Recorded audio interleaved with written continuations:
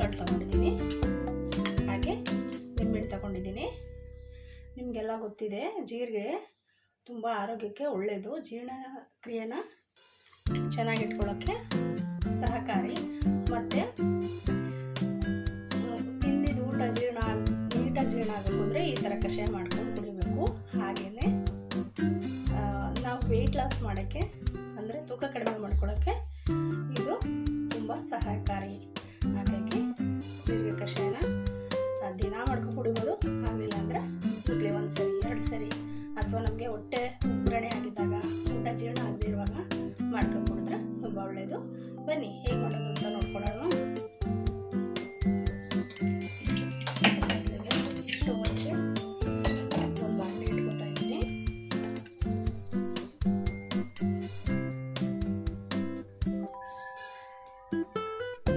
ಸ್ವಲ್ಪ ಸಣ್ಣ ಉರಿಲೇನೆ ನಾನು ಬಾಣಲೆ ಇಟ್ಕೊಂಡಿದ್ದೀನಿ. ಬಾಣಲೆ ಸ್ವಲ್ಪ ಕಾಯಬೇಕು.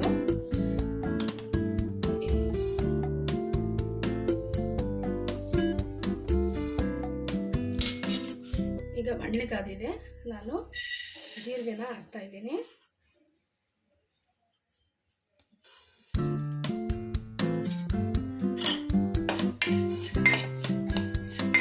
ಸ್ವಲ್ಪ ಚೆನ್ನಾಗಿ ಗಂಟ ಹುರ್ಕೊಳ್ಳೋಣ.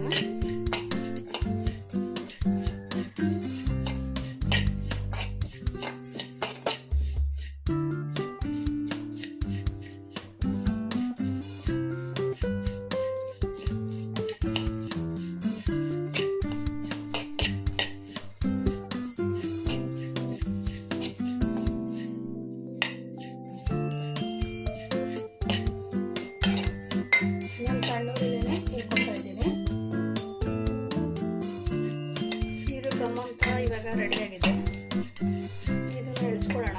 ಸ್ವಲ್ಪ ತಣ್ಣಗಾದ್ಮೇಲೆ ಇದನ್ನು ಸ್ವಲ್ಪ ಪುಡಿ ಮಾಡ್ಕೋಬೇಕು. ಅಂದರೆ ಜಾಸ್ತಿ ಪುಡಿ ಅಲ್ಲದೆ ಸ್ವಲ್ಪ ಕೈಗೆ ಸಿಗುವಂಗೆ ಮಾಡ್ಕೊಂಡ್ರೆ ಆಯಿತು. ಇಲ್ಲ ಪುಡಿ ಮಾಡಿಕೊಂಡ್ರು ಕೂಡ ಚೆನ್ನಾಗಿರುತ್ತೆ. ಇದು ನೀರಿಗೆ ಹಾಕಿ ಇದ್ರ ರಸ ಬಿಡೋ ಗಂಟ ಚೆನ್ನಾಗಿ ಕಾಯಿಸ್ಬೋದು. ಆದರೆ ಪುಡಿ ಮಾಡೋದ್ರಿಂದ ಅದು ತುಂಬ ಚೆನ್ನಾಗಿ ಟೇಸ್ಟ್ ಕೊಡುತ್ತೆ, ಮತ್ತು ಯಾವುದೇ ರೀತಿ ಸೋಸೋ ಅವಶ್ಯಕತೆ ಇರಲ್ಲ. ಜೀರಿಗೆ ತುಂಬ ಒಳ್ಳೆಯದು ಅಂತ ಜೀರಿಗೆನ ಈ ಥರ ಡ್ರೈ ರೋಸ್ಟ್ ಮಾಡಿಕೊಂಡು ನಾವು ಬೆಳಗ್ಗೆ ಹೊತ್ತು ಬರೀ ಜೀರಿಗೆ ಕಷಾಯ, ಜೀರಿಗೆ ನೀರು ಈ ಥರ ಮಾಡ್ಕೊ ಕುಡಿಯೋದ್ರಿಂದ ತುಂಬ ಒಳ್ಳೆಯದು. ಇದೀಗ ಆಗಿದೆ, ಇದನ್ನು ನಾನು ಇಳಿಸ್ತಾ ಇದ್ದೀನಿ. ಈಗ ಹುರಿದಿಟ್ಕೊಂಡು ಇರುವಂಥ ಜೀರಿಗೆನ ಮಿಕ್ಸಿ ಮಾಡ್ಕೊತಾ ಇದ್ದೀನಿ.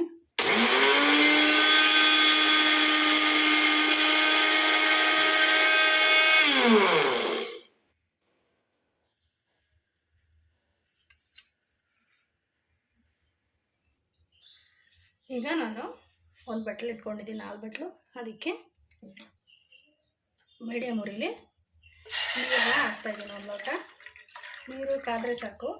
ಯಾಕಂದರೆ ನಾವು ಜೀರಿಗೆನ ಚೆನ್ನಾಗಿ ಹುರಿದು ಪುಡಿ ಮಾಡಿ ಇಟ್ಕೊಂಡಿರೋದ್ರಿಂದ ತುಂಬ ಕುದಿಯೋ ಅವಶ್ಯಕತೆ ಇರೋದಿಲ್ಲ.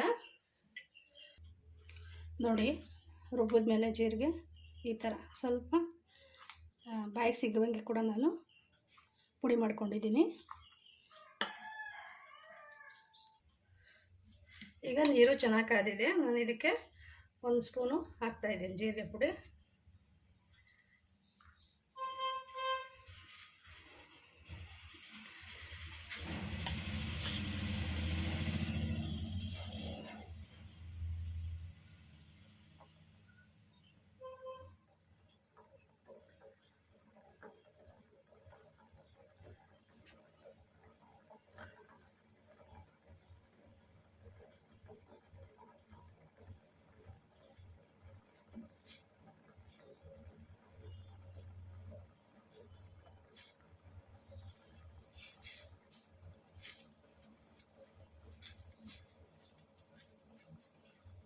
ಈಗ ಇದಾಗಿದೆ. ಇದನ್ನು ನಾವು ಆಫ್ ಮಾಡ್ಕೊಂಡು ಇಟ್ಕೊಳ್ಳೋಣ. ಜೀರಿಗೆ ಕಾಯಿಸುವಾಗಂತೂ ಮನೆ ತುಂಬ ಒಳ್ಳೆ ಸ್ಮೆಲ್ ಇರುತ್ತೆ. ಈಗ ಆಫ್ ಮಾಡ್ಕೊಳ್ಳೋಣ.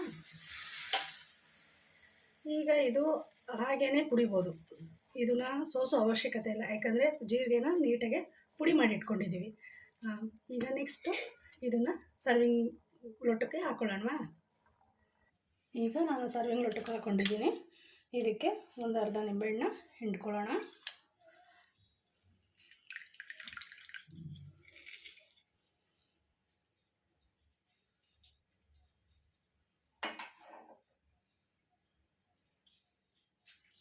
ನಿಂಬೆಹಣ್ಣು ಹಿಂಡ್ಕೊಂಡಾಯಿತು.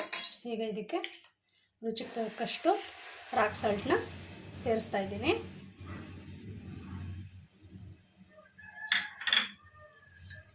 ನೋಡಿ, ರುಚಿಕರವಾದ ಜೀರಿಗೆ ಕಷಾಯ ರೆಡಿಯಾಗಿದೆ. ನೀವು ಕೂಡ ಮನೇಲಿ ಮಾಡ್ಕೊ ಕುಡಿದು ಹೇಗಿತ್ತು ಅಂತ ನನಗೆ ಕಾಮೆಂಟ್ ಮಾಡಿ ಅಂತ ಹೇಳ್ತಾ, ಪ್ಲೀಸ್ ಸಬ್ಸ್ಕ್ರೈಬ್ ಆಗೋದನ್ನ ಮರಿಬೇಡಿ.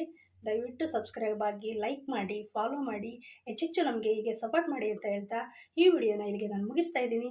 ಎಲ್ಲರಿಗೂ ನಮಸ್ಕಾರ.